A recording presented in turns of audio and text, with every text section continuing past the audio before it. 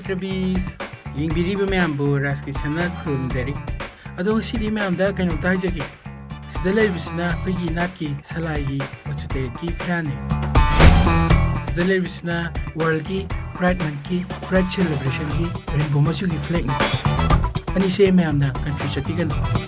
Thank you so much. Support the LGBT community.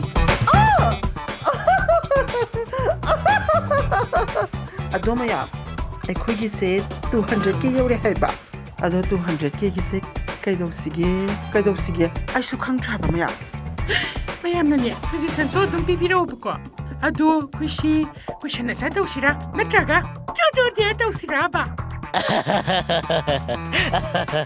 I did truth or dear the power behind baby.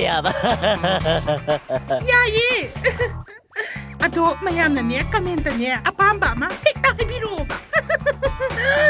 Truth or dear 30. Ako mabigyan sa gusto ka nga ni babok sunungay na niya. Kaya nungay pang dito si Danamaya. Ado mayam na niya.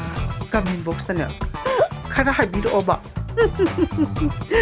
Mayam na ako'y 200k subscriber yaw bigise kari tawaya haibado video sige komenta suggestion bibiro o viewers sing pinsing na ako'y artisting da hangba question hangbiba yagani ako'y na question answer siga mari laina na social media da poster ma post tawjagani madugi comment box da question sing adu successful na hangbira o atuga khwaidagi interesting oiba question ahumda free gift pijagani Soidana, Kushapaza, Nuaiba, Notimba, Mam Biro.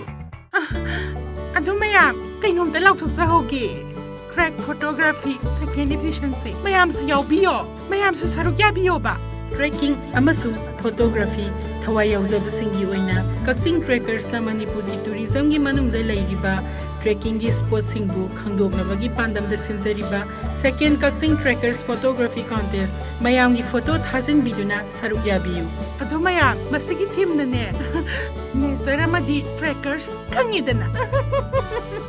Track photography contest, second edition, theme na nature and trackers. Contest asi entry pre-ni. Mihoy khudingmak na saruk yabiba yagani. Thamjariba prize ti winner da 1500 rupees plus e-certificate. Runner up da 1000 rupees plus e-certificate. Aduga loina na Trackers Choice Award first, second, third. Kaxing Trackers Choice Award first, second, third. Thamjari. Entry ki deadline 10th July 2021.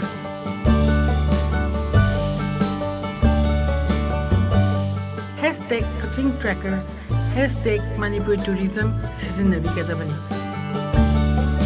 Photography contest asigi rules and regulation amadi akupa marol gidamakta pizariba number asida contact tobirau natraga aikhoigi Facebook page natraga Insta da sangbiduna khangbiba yagani.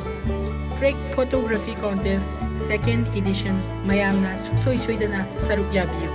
Adomaya, Labuglamang umawamang da koy basta pasisuyam na fresh oidrane.